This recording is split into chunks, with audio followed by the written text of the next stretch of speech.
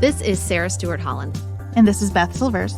Thank you for joining us for Pantsuit Politics.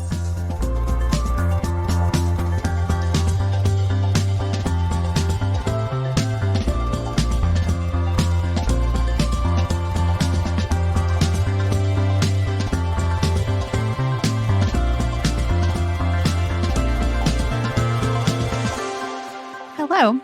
We're so glad to be back for new episodes following our annual winter break. And there's plenty for us to catch up on. Today, we're going to focus on 3 categories of stories that we think will continue to be major focus areas for 2024. The upcoming presidential election, the wars in Ukraine and Israel, and how the United States Congress is functioning in light of these events. Before we get started, we do want to share an ask as we go into this year and an offer. If resetting your relationship with the news and finding a healthy balance as we go into the heat of a presidential election season is one of your goals for 2024, we would love to help with that. On our premium channel, we produce 2 shows to help you stay informed and process the news in a healthier way. And we wanted to spend just a second telling you about those shows and about membership in our premium channel and how it makes our work here possible.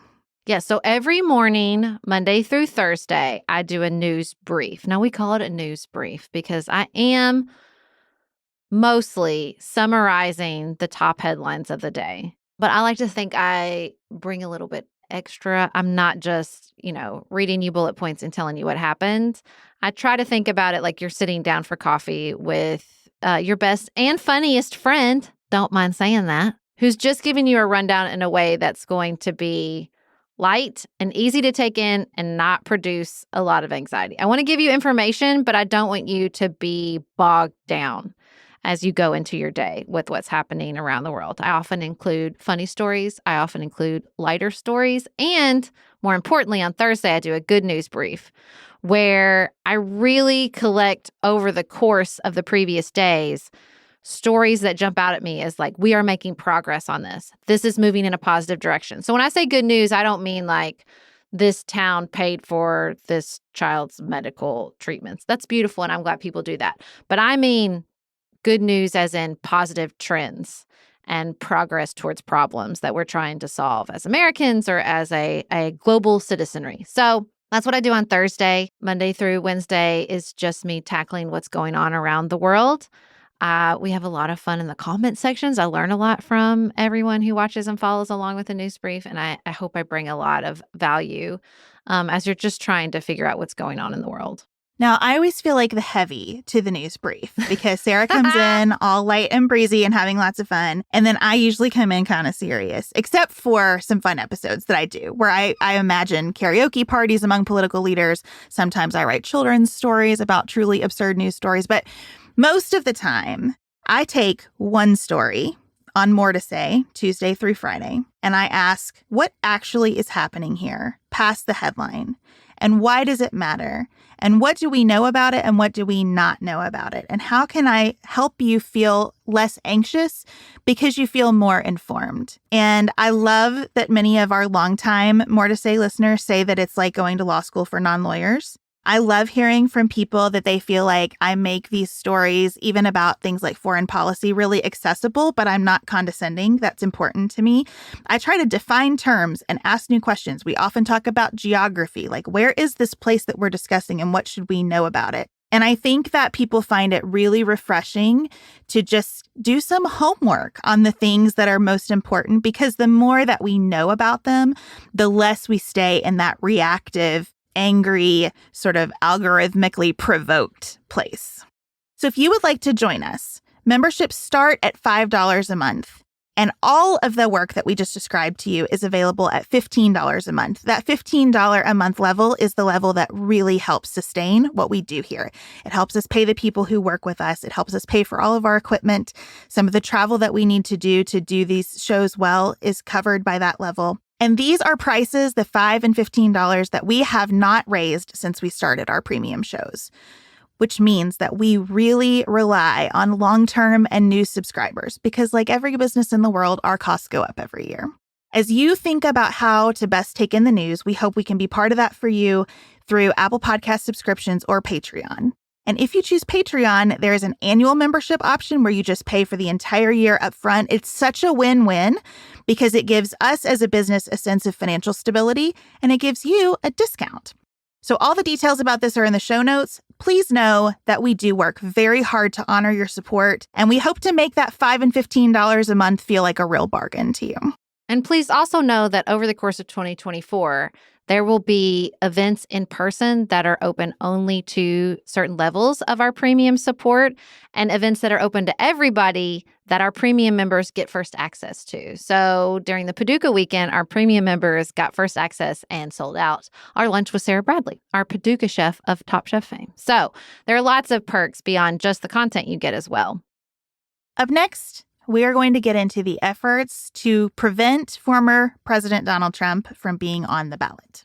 And outside politics, we're not going to talk about resolutions for the year. We're going to talk about intentions for the year, specifically around our social media use.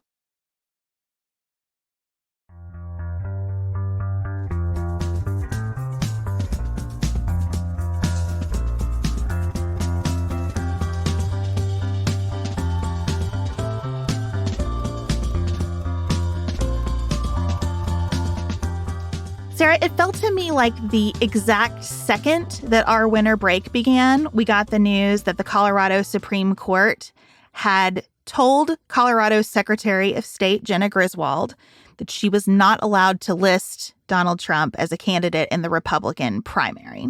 I do feel like Jack Smith should have come to us instead of the Supreme Court and said, like, could you take a break? Maybe somewhere around, early December, mid-February, like whatever his drop dead date on, I need a decision so I can move forward with this. He should have come to us first and we could have made it happen because when we take off, things happen.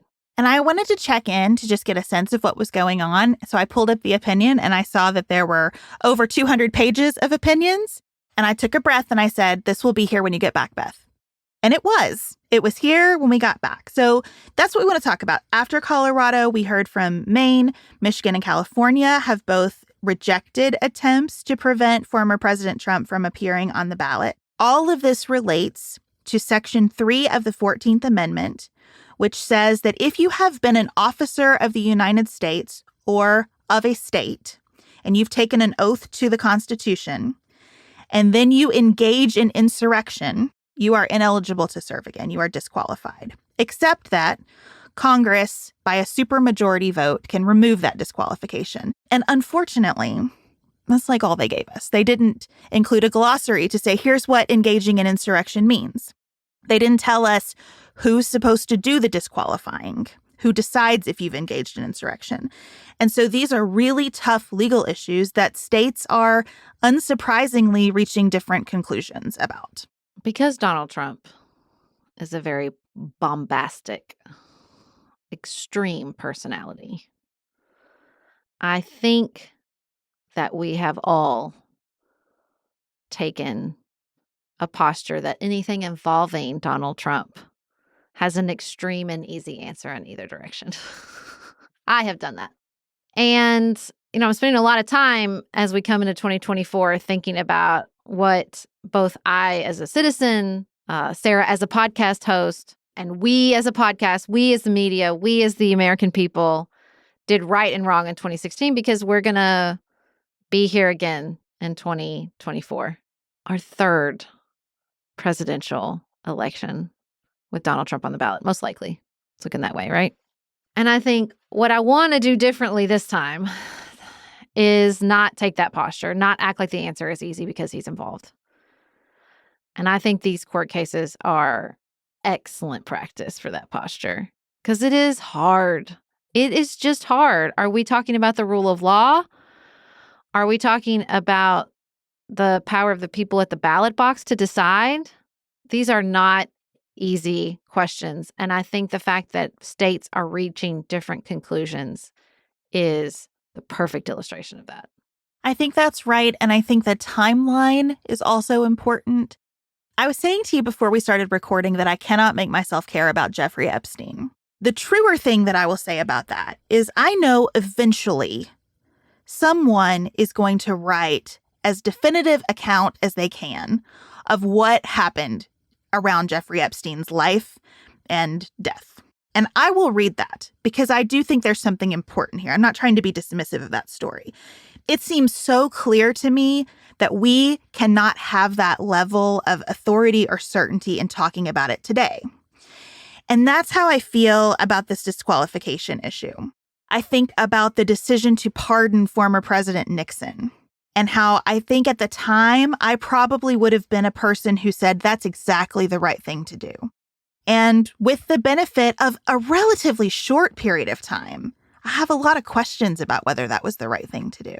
So my initial reaction to efforts to disqualify Trump from appearing on the ballot was, that's the wrong thing to do.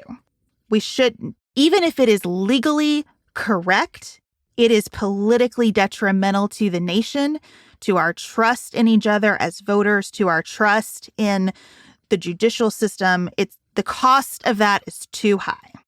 But as I read these cases and I study this issue and spend time with it, I realize 30, 40 years from now, 100 years from now, what we make in this moment of what Section 3 of the 14th Amendment means will still matter and will look very different than we can see right now.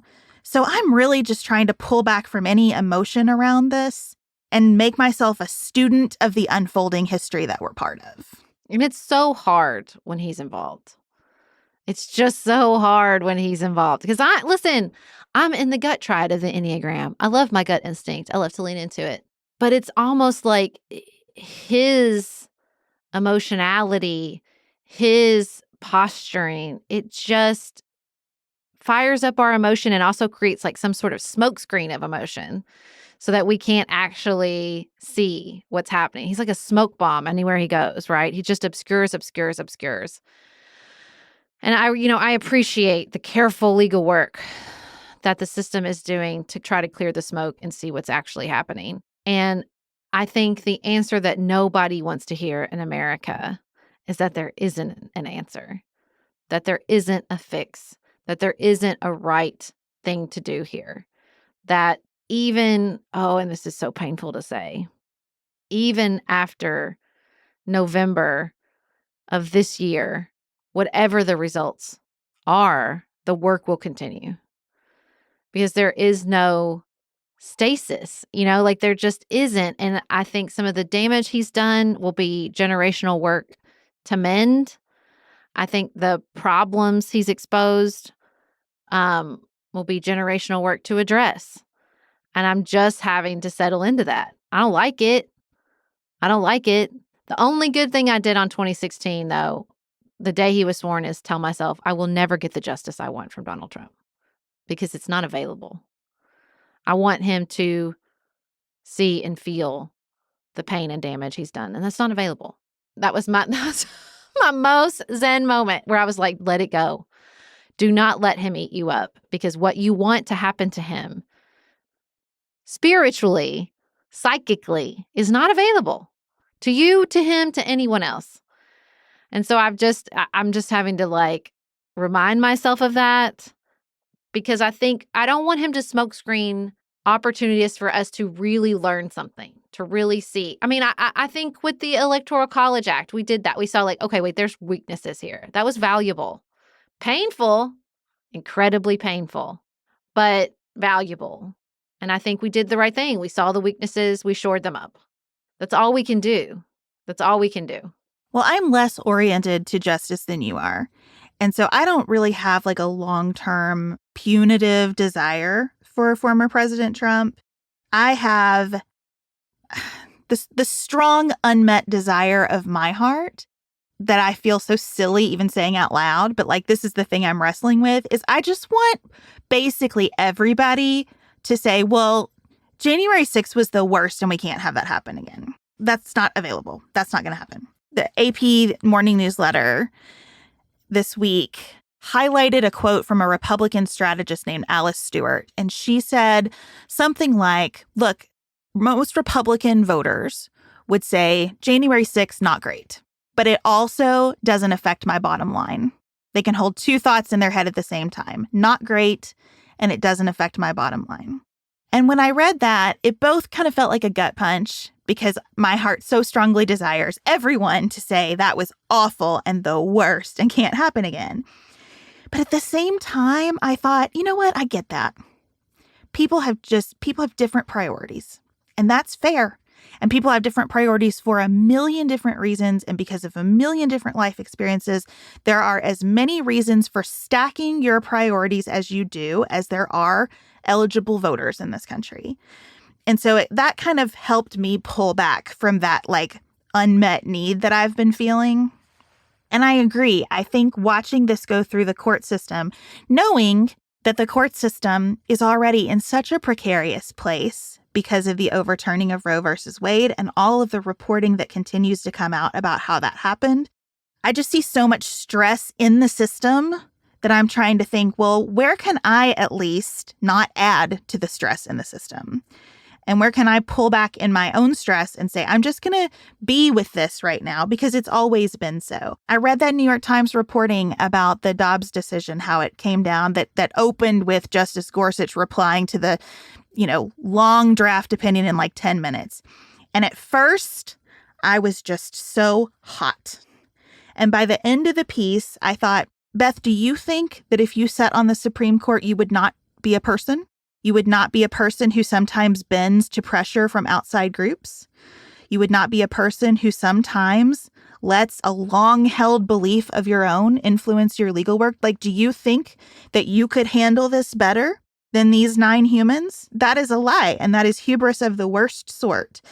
And so that's what I want to cultivate, that second reaction in myself this year. How can I just recognize these are all just people, and this is a hard time for everyone. It's always been so. It will always be so. We are able to get through it if we want to, and I do want to. I think the other mistake I made in 2016 is deciding that I could live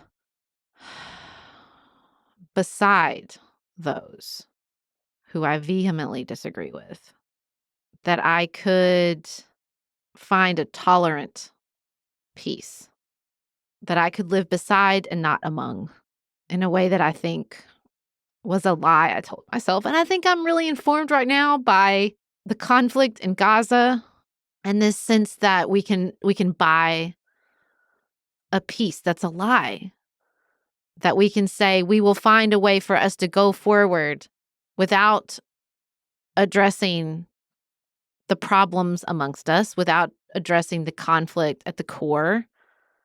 And that just leads to violence. And I think seeing this bubbling up of swatting members of Congress and bomb threats at the state capitol is just reminding me we cannot just live beside.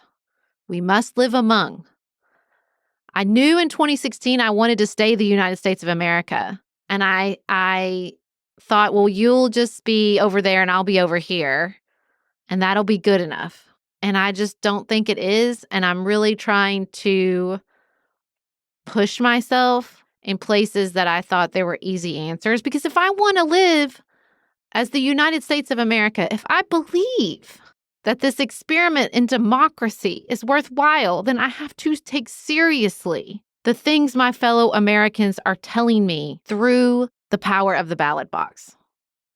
I have to, even when I find them abhorrent. And I'm just trying to figure out what that looks like. It's so complicated when sometimes they're telling me things through systems that are oppressive, systems that are unfair, systems like the Electoral College, which I even hesitate to call a system because a system implies some sort of base rationality. And it's just, I don't want to walk through 3 elections with Donald Trump and not learn anything about myself, my country, or my fellow Americans. I don't want that.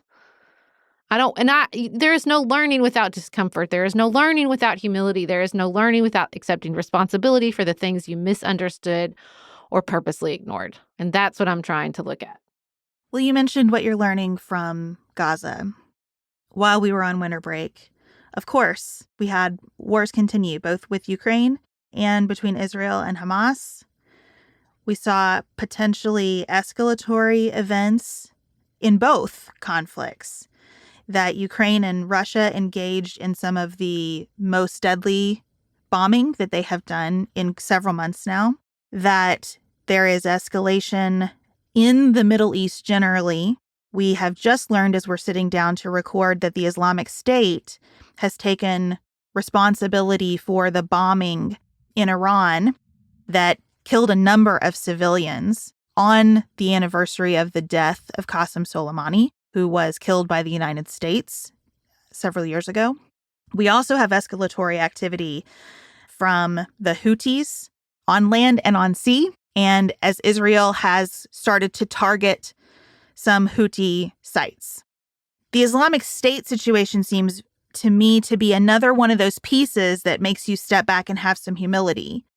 My initial reaction to the bombing in Iran was, what does this mean between Israel and Hamas? And that has turned out to be the wrong question. The Islamic State does not seem to have any kind of objective in framing Israel here or otherwise escalating that conflict. They're just taking advantage of an opportunity. It's a chaotic moment, and this group that was severely damaged by the international community has been trying to regroup, probably trying to recruit people, and they see an opening and they're walking through it. And so that to me is a good reminder. Like, I don't have to and can't and shouldn't be in a constant posture of who's right and who's wrong. This is another place to be a student of this unfolding history. Yeah, and I just have such a hunger for leadership. You talked about on More to Say today that Chris Christie has done this ad where he's like, I made a mistake. I was wrong. I should never have supported Donald Trump. I really am feeling the Pope right now with his energy of like, I'm the Pope. You're done. You're not the Pope. I'm the Pope. I think sort of post-pandemic, not that there wasn't excellent leadership during the pandemic. Of course there was. But I feel this energy now where there are a lot of places where leaders are finding their footing and they're getting more comfortable exhibiting leadership, saying, we're going to have to make a decision and this is going to be it. And I think the places where people are not ready for that, we talked about the university presidents. It's so evident. The places where the stakes are much higher than Harvard, like Israel, with Netanyahu, who is not a leader and who does not belong in that position, and where you can't find a path forward, you can't find peace because you have no real leadership available in the PLO that America or Qatar or anybody can look to. Qatar, I think the leadership they've exhibited is evident. When someone steps forward and says, okay, this is a path forward and I'm going to take steps along. And I'm not looking for authoritarianism. I'm not looking for, populism that says strength is the only thing that matters. Because strength and leadership are different. Leadership has to come from strength, but it feels different. You know what, when you see it, And I'm just so hungry for people to say, this is hard. There will be discomfort. Not everyone is going to agree with this decision, but we have to make one. We have to make a decision. It's time. You saw that from the Supreme Court in Israel, which during the break overturned Netanyahu's plan to scale back the scope of judicial review available. And I think it would have been very easy for that court to say, you know what, it's too tender of a time for us to make a decision on this, or to have the tenderness of the time affect that decision. It's a hard thing to be at war, to have your citizens still be held hostage, to have babies still being held hostage. And as a court, to come out with such a stern rebuke of the top political forces in your nation. But that is leadership sometimes. And then to have it fall on an 8-7 vote, like that is so hard to release. But I applaud the people who said this issue must be decided. And waiting doesn't help, and it's never going to go perfectly, and it's always going to be hard, but we have to do it, and we're doing it.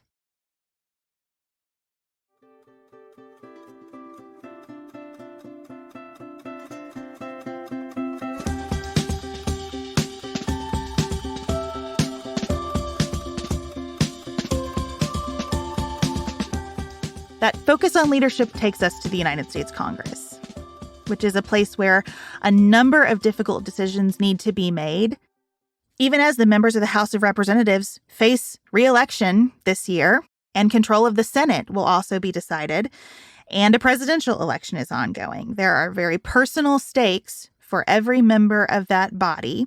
There are these 2 wars involving allies of the United States and international commitments of the United States, not to mention a host of other conflicts throughout the globe that we need to be attentive to and that we certainly have some stake in. In the short term, Congress has critical funding deadlines coming up.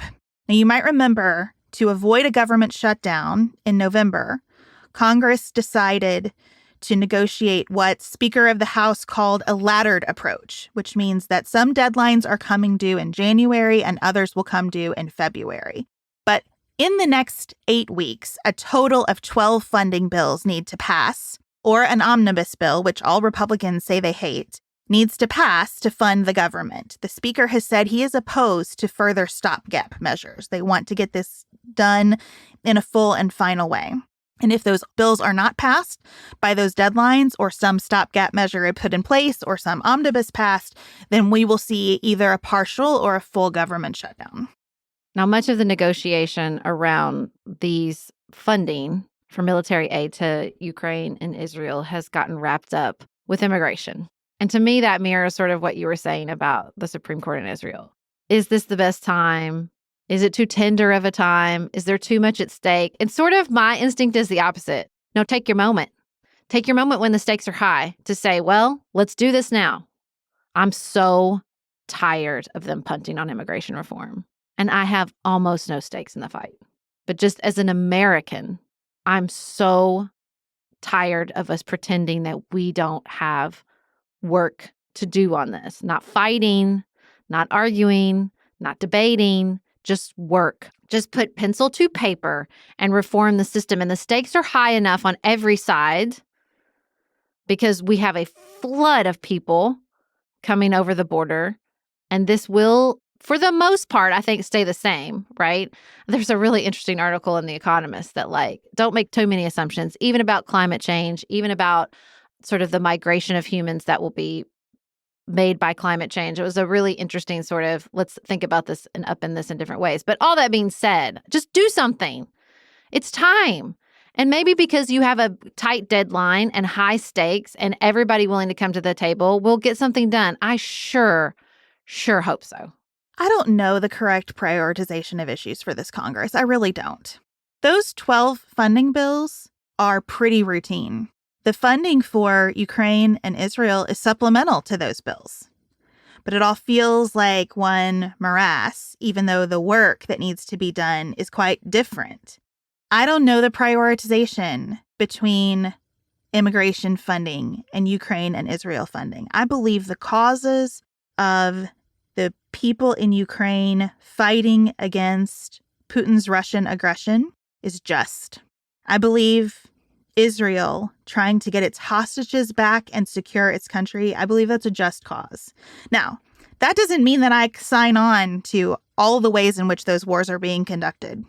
But I think those are just causes, and I think the United States has an interest in aiding those just causes.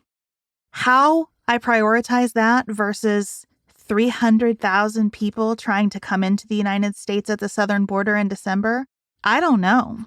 I am pro-immigration. I believe immigration is essential to our nation. I believe it makes us strong. I am not so naive, though, to believe that what is happening at our border upholds anyone's dignity, including the people trying to come here. Probably most especially the people trying to come here. The disorder in this situation right now is so extreme that it absolutely needs to be addressed. And again, because we are a big country with lots of different ideas coming to the table and people elected who view the situation differently than I do, I believe we need to invest a lot of energy in figuring out how to solve this, and that will mean some methods that I disagree with.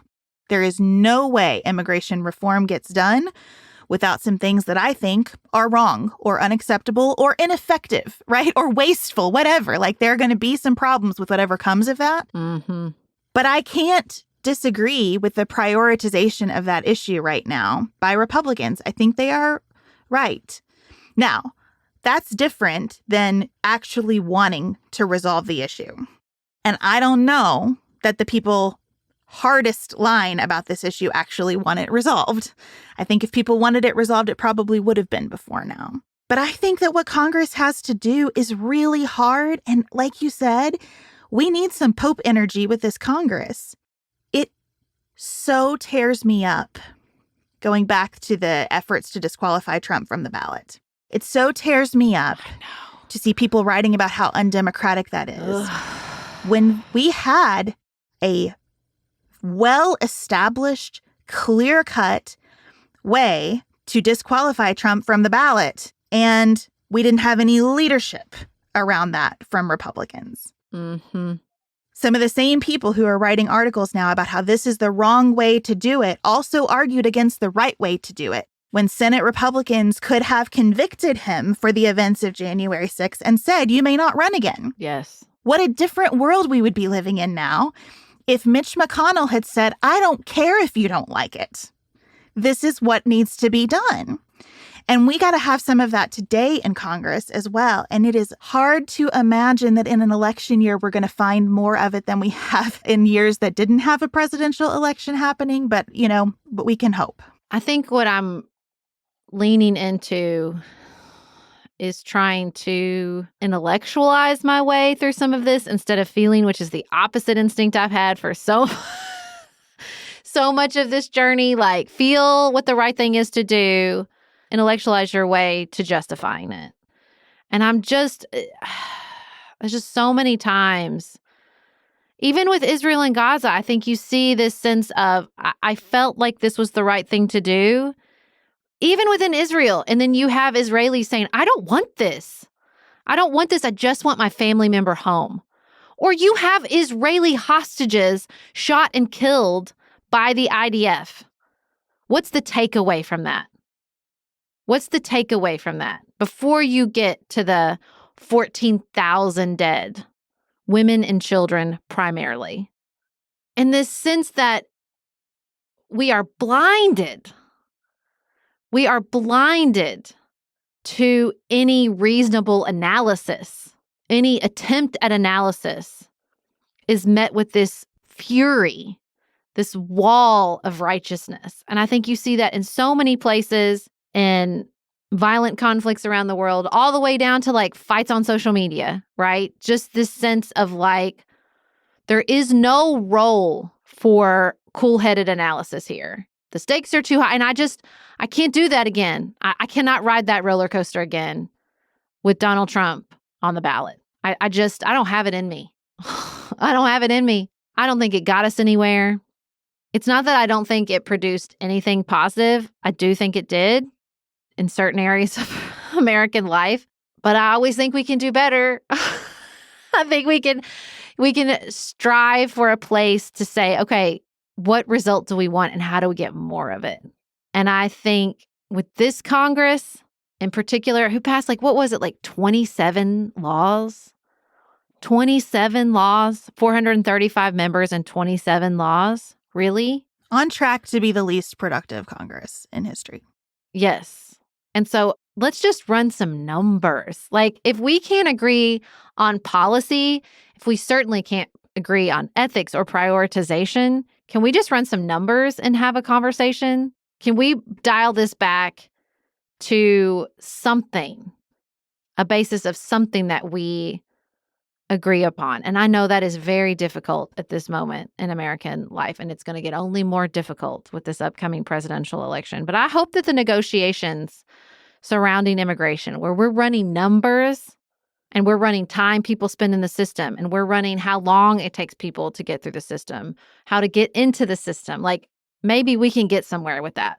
I'm telling myself a lot of what you've said, that I am trying to learn from the past, take a real accounting of how I've approached these issues and how that has served me, try to learn from the big picture too. There is another piece of me, though, that is trying to be even softer than that. So you say a lot when you're talking about your conversations with your son, well, this is developmentally appropriate for the stage of life that he's in. And I'm trying to think about what is developmentally appropriate for the stage of life that I'm in. It's not like I'm done, right? It's not like we don't observe certain shifts in people as they age.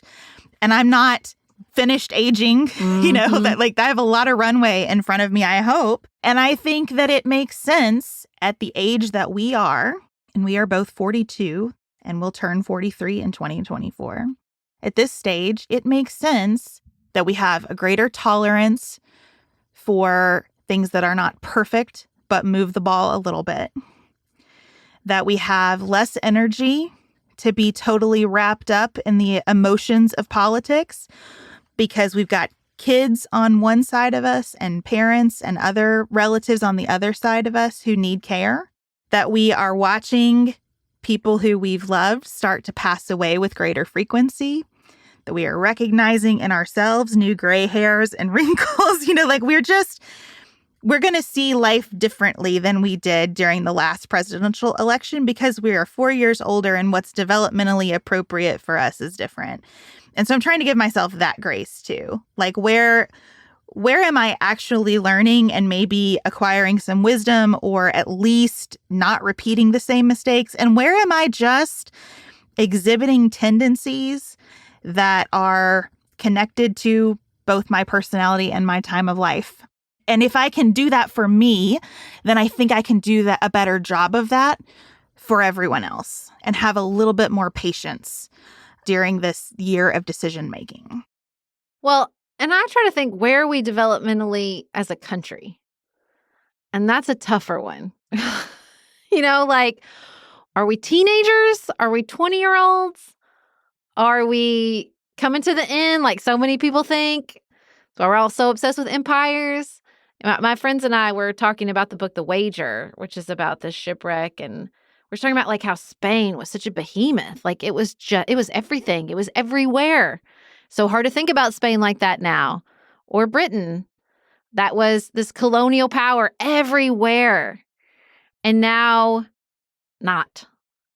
So where am I placing ourselves in this timeline? I think that's a really tough one. As I think through another presidential election where we are deciding what do we want America to be? Where do we want America to go? And I don't know.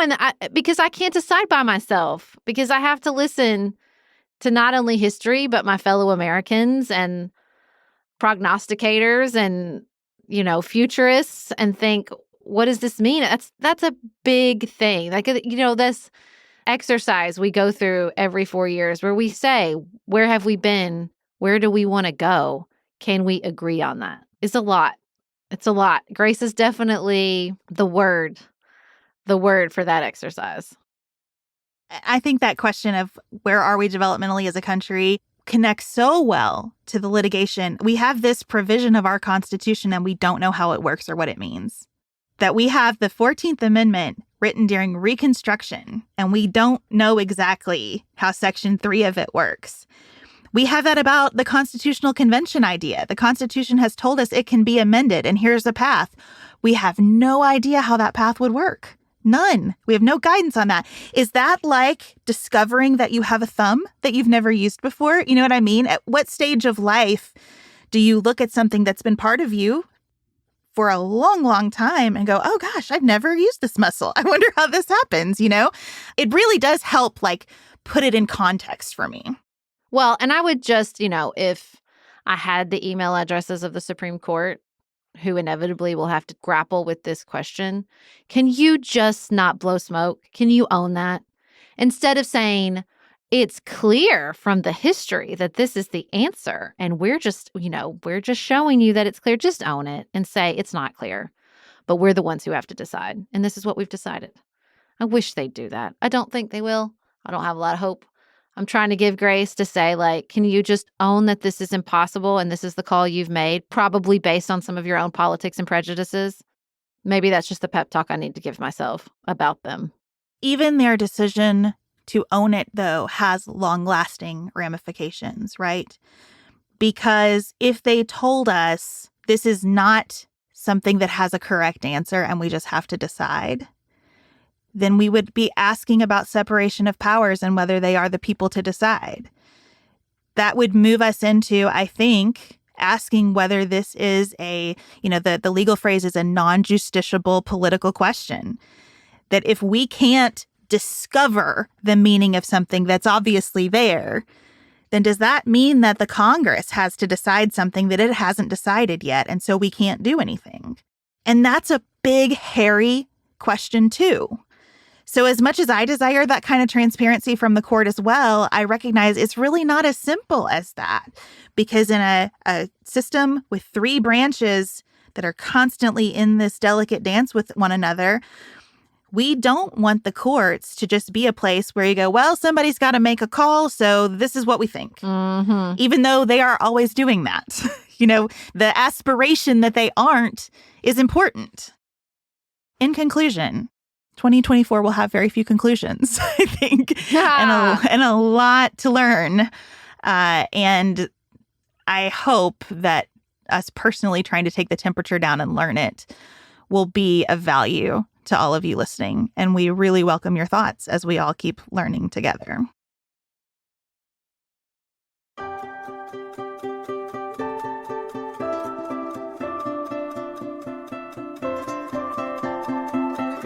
Sarah, it's resolution time, and consistent with our discussion about development. I'm not really into resolutions this year. It's more like continued evolution, like how can I take things that I've been working on and continue to work on them? And one of the common themes that you and I are both continuing to work on is our relationship to social media. So tell me about how you're thinking, just maybe in the month of January, about your relationship with social media. Yeah, I used to write a long list of resolutions as an Enneagram 1. That probably surprises no one. I haven't done that in several years. I do a word of the year. I definitely do daily practices that I want to work on, something that I want to do every day. Now, I hold it pretty lightly. If I break the streak, I try to just pick it back up again and figure out why I broke the streak. But I do some of those, but I still don't even write them down. I definitely just do intentions, something I want to work on, but I don't call it a resolution. I'm not necessarily opposed to them, but just for my personality, I had to hold some of that a little less tight. And with social media, I think over the years, I've tried so many things because I thought I'm going to fix it. I'm going to find the app or the thing or the practice, or I'll just break up with it altogether or whatever, and that'll do it. And I've decided to analogize it to the phrase, which probably is bad. It probably isn't even true. But, when we were pregnant, what you heard all the time is it takes 9 months to gain the weight, 9 months to lose the weight. I think it had a positive purpose behind it because it was don't think you're going to, bounce right back like the ladies in the magazines. But either way. They could have said 9 years, and that would have been more helpful. Fair. 9 months to 9 years to reclaim some relationship with your body that feels more sustainable. Well, the truth is they should say you're never going to get back to the same body. Your body's different because you created a human side of it and then pushed it out, or as the case may be. Again, this is still an apt metaphor for social media because we're not going to go back to before. Yeah. We're not going to go back to before it existed. That's not available to us. But I do think the metaphor of we got here slowly, we're going to get out of here slowly is something I'm recognizing and realizing. And I think I have found something that is moving me in that direction that I'm still focused on. So I'm still using the 1 second app that creates a speed bump. I cannot open social media on my phone without having to take a deep breath my favorite one is they make you physically rotate your phone. You have to turn it upside down and backwards to get it to open. And it's just a pain. And so over time, I just open it less. It's just not worth it. What I get out of Instagram or Facebook is over time not becoming worth the effort to open it. It didn't happen instantly, but over time, it's just, I think it's slowing me down. It's reducing my usage. And so that's just building on itself. And it feels fine, right? It's not like a revelation, but it feels like I'm moving in the right direction, that I need to post less, that voice that's creating posts in my head is getting quieter. The voice that wants me to check things is getting quieter, because I think I'm just sort of slowly starving it of input and oxygen. And I like that.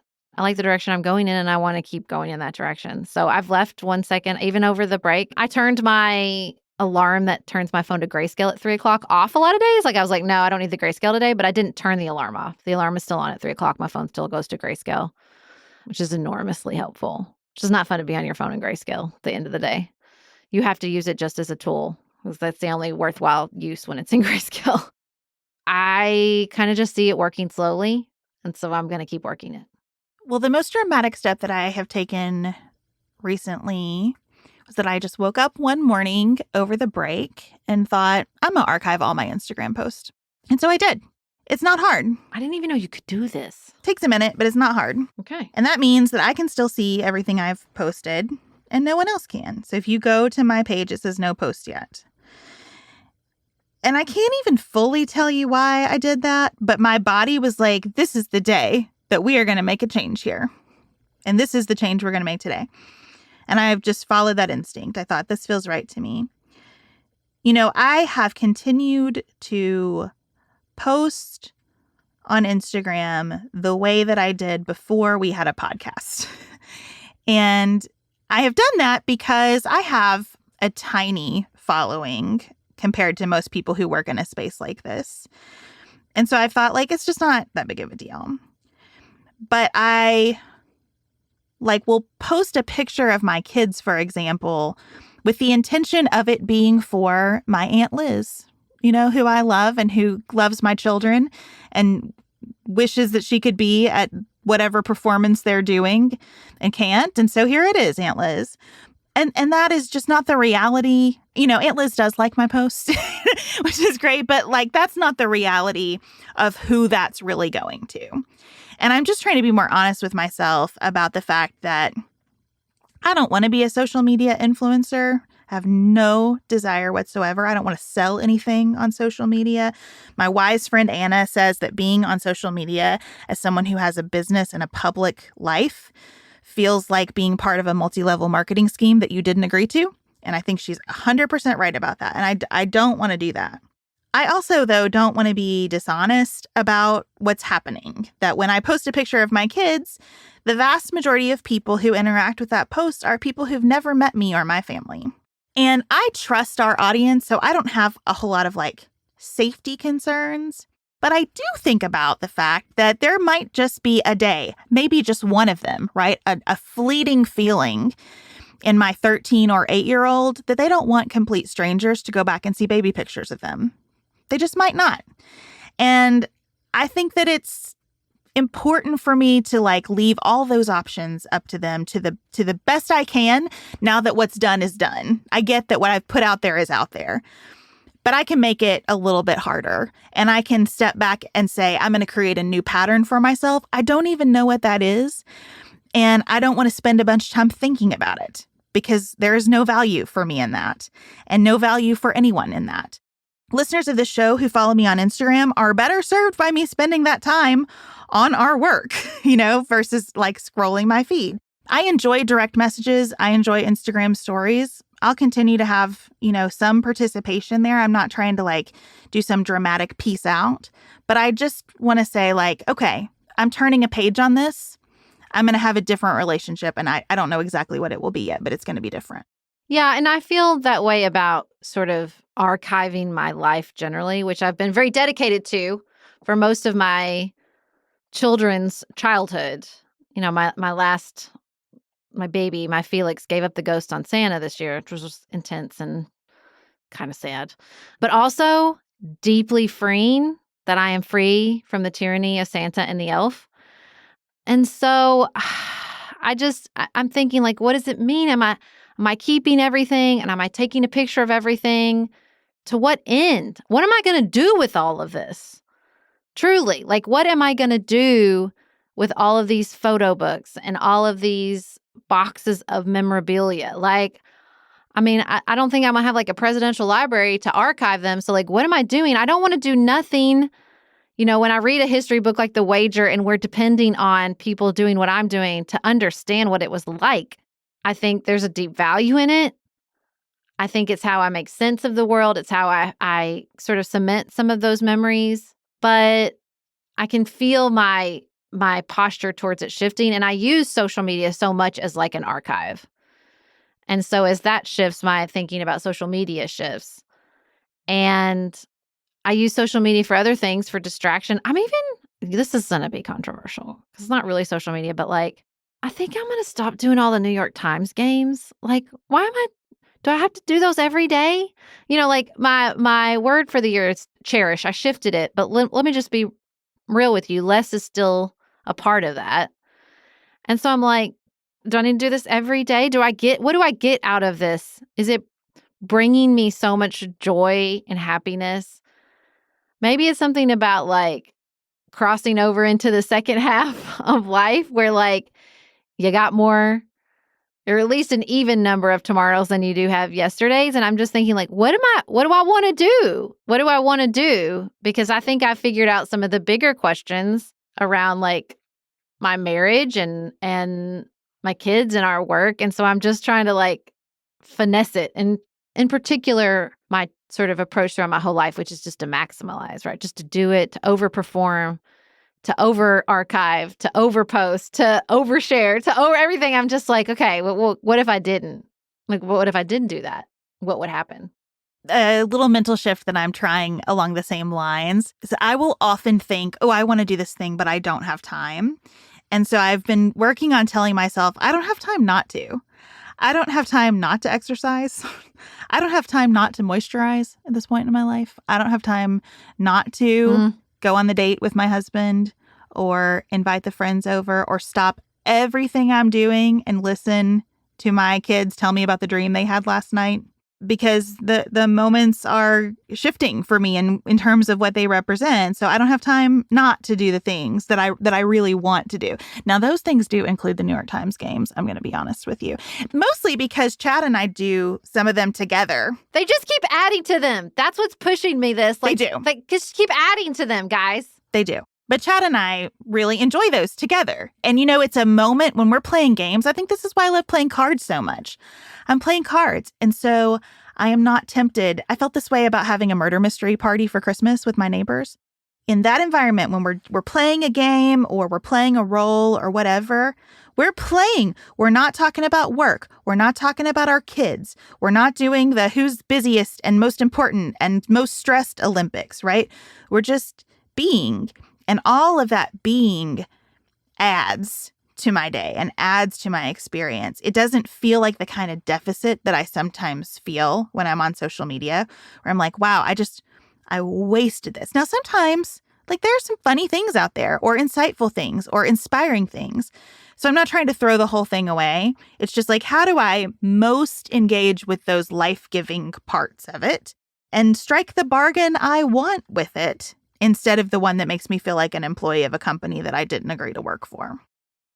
We are so interested in your January intentions, especially if you have relationship to social media intentions. We're so interested in all your thoughts on what we talked about today. We read every message that comes to the show, hello@pantsuitpoliticsshow.com. Thank you for being here. Thank you for sharing your time with us. We hope that you'll continue to do that throughout the year. We hope you'll consider a premium membership this year. Spend even more time with us. Get to know us even better. Let us get to know you better.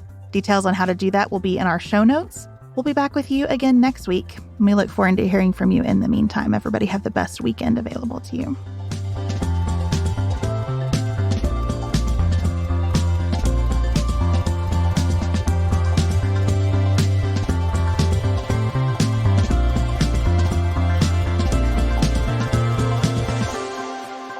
Pantsuit Politics is produced by Studio D Podcast Production.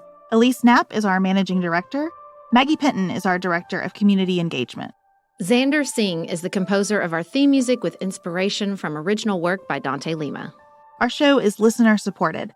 Special thanks to our executive producers: Martha Brunitsky, Allie Edwards, Janice Elliott, Sarah Greenup, Julie Haller, Tiffany Hassler, Emily Holiday, Katie Johnson, Katina Zuganellis-Kasling, Barry Kaufman, Molly Kors, Catherine Vollmer, Lori Ladow, Lily McClure, Linda Daniel, Emily Neasley, The Hutchins, Tracy Putoff, Sarah Ralph, Jeremy Sequoia, Katie Steigers, Karen True, Annika Uvaline, Nick and Elisa Valelli, Amy Whited, Emily Helen Olson, Lee Shea McDonough, Morgan McHugh, Jen Ross, Sabrina Drigo, Becca Dorval, Christina Quartararo, Shannon Frawley, the Adair family, Jeff Davis,